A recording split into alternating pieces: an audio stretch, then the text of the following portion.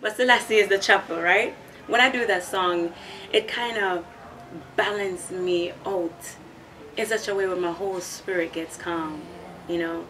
And that's why I like doing that one, especially even before performing, like an intro to the whole performance.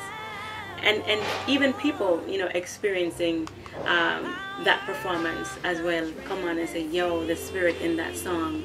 So I think that was always to come. Like, I was always gonna record that one anyway.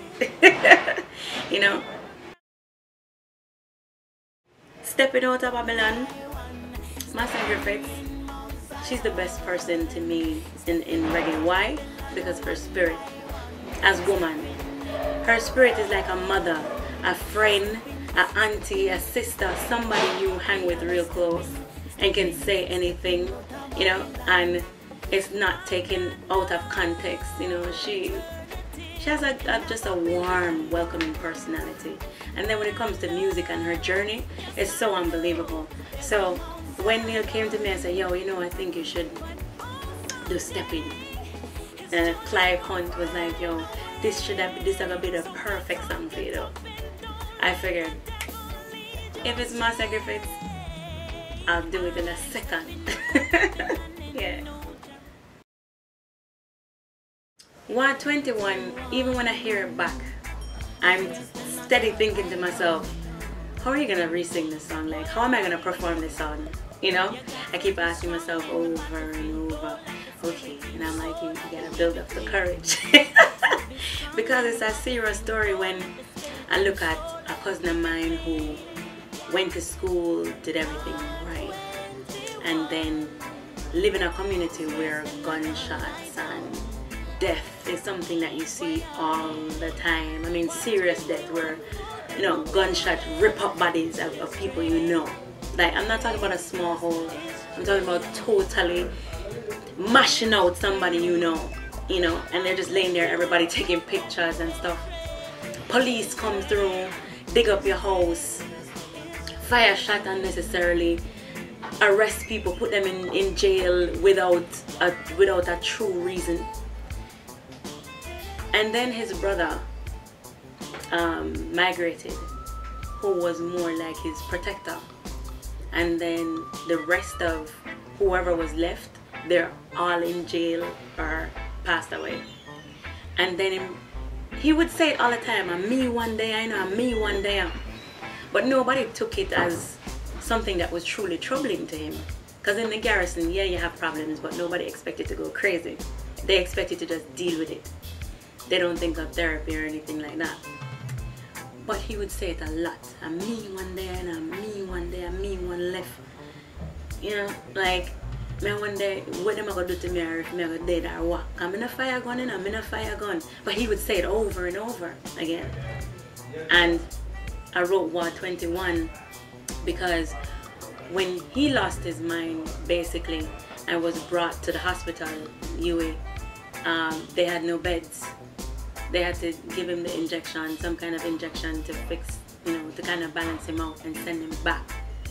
And, you know, it's like no hope, no, I don't know where I'm going, I don't know what's going to happen. And it got to his mind. So it's a sad story for me. It's not something that's easy for me to deal with, considering that it's a cousin I grew up with.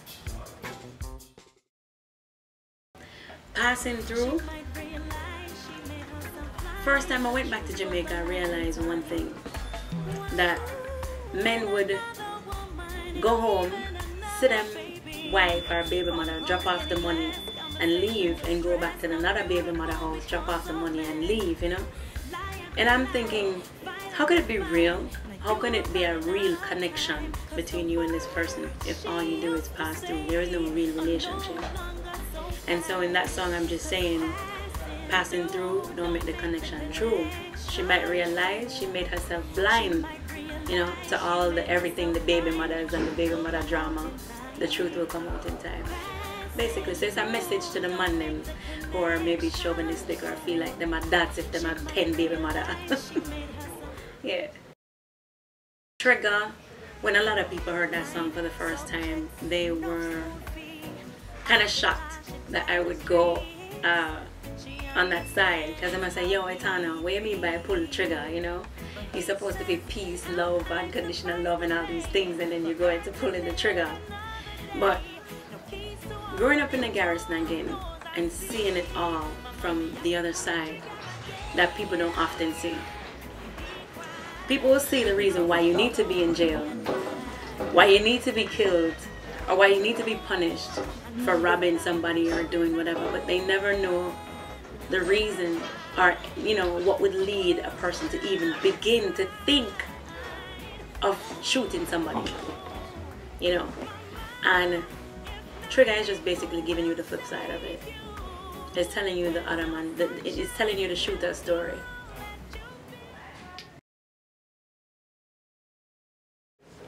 Richest girl.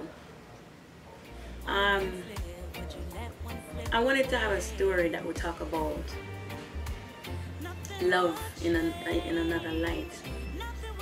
Love knowing that for me, when the lights are off, when the show is done, when I go home to somebody saying mommy, or my mom chewing me out for something I didn't do, you know, or my husband just saying Shauna, you know.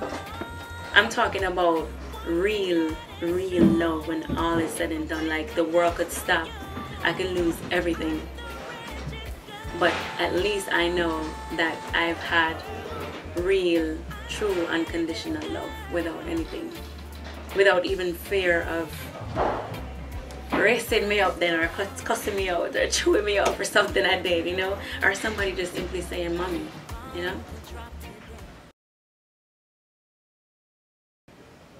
Love song. Even though you broke my heart and I lay here in the dark, tears rolling down my face and flowing from my heart, I will never leave your side, ride or die. Right here till the end, my lover, my friend. Of course, I'm talking about my other half. I'm also talking about a dear friend of mine, right? That's where the friend line comes into. Who seriously broke my heart. Not relationship friend, but a dear true friend of mine who would par in the roughest of times when he was on the road and there was nobody else there. I was there, you know, kind of thing. And you know, things went wrong, we got separated, and it had me down for a long time. And that's when the lyrics came. And then my other half knows the other story. That I'll leave for myself. Jamaica woman. When I met him, when I was told that, you know, he wanted to do a song for me, of course, at first I was like, well, is he gonna really know? Does he know anything about me then? You know, because I've never had a situation where somebody just write a song and bring it to me. So it was a little bit awkward for me, and then he said to me that, you know, I see you as a strong woman. I see you as a woman that women in Jamaica and the Caribbean diaspora look up to you, you know, and I think you represent them well. And the song that I want to do is a song that talks about who you are and who, you know, Jamaican women are, and who, you know, women in the Caribbean are all together, and how much you represent them. So I said, well, I'm not sure how that's gonna come across, but you know. And when he came with the song, I said, Neil, this is a bit different. And Neil said, no man, I'm sure, you know. And when I got into the studio and I recorded the song and I heard it back, I said, okay, now I get it, you know. And the lyrics too as well is everything that is Jamaican woman. But notice I never said Jamaican woman, I said Jamaica woman, meaning that I may be, you know, traveling to many countries. My life may be a little bit different, but we're all the same. We experience some of the same things as Caribbean woman, as black woman, as Jamaica woman. So instead of saying Jamaican, I said Jamaica, because it's all about Jamaica, the people, and the woman in the country.